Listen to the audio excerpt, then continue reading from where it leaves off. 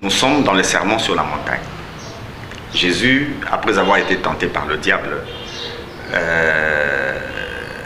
après cette victoire-là, en sortant du désert, sa renommée s'est répandue et des foules sont venues vers lui, un peu de partout. Et voyant ces foules, Jésus a commencé à leur parler. Et ces foules sont venues des territoires israélites. Les Israélites, ou bien les Israéliens en général, sont liés à la loi que Moïse avait donnée. C'est ça le texte qui les dirigeait. Un Israélite pensait être sauvé par son obéissance à la loi. Et Jésus, s'assoyant sur cette montagne, parlant à cette foule, il a commencé à donner beaucoup d'éléments. Au chapitre 5, par exemple, à part les béatitudes, il a commencé à donner sa compréhension de la loi.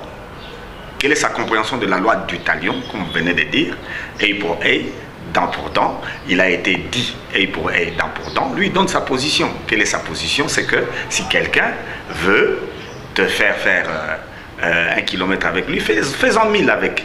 Si quelqu'un te gifle sur la joue gauche, donne-lui aussi la droite. Qu'est-ce qu'il est en train de dire? Il donne sa compréhension de la loi. Jésus a élevé la loi à un haut niveau. Il a élevé la loi au niveau où personne ne peut y obéir. Il n'était pas en train de dire qu'on doit se laisser faire. Il connaît l'homme, il connaît que l'homme ne peut pas se laisser faire. Mais là où lui il amène la loi, c'est là où l'homme sera incapable d'obéir à la loi. C'est ça sa position. Donc, il n'y a pas que ce verset. Dans ce sermon, il y a d'autres versets où il a fait une comparaison avec la loi. Vous avez entendu dire que tu ne tueras point. Moi, je te dis que dès que tu as pensé injurier ton frère, tu l'as déjà tué. C'est le niveau où Jésus a amené la loi. Et là, vous avez entendu dire, tu ne commettras point d'adultère. Mais moi, je te dis, si tu penses déjà faire quelque chose avec les sexes opposés, tu as déjà commis l'adultère. En fait, Jésus a amené la loi au niveau où la loi va convaincre tout le monde de pécher. Quel est cet homme qu'on peut gifler et il vous regarde? C'est qui? Si quelqu'un me gifle, ça dépend des contextes. Il y a des contextes où effectivement je vais donner l'autre joue, mais il y a des contextes où le monsieur va recevoir des coups.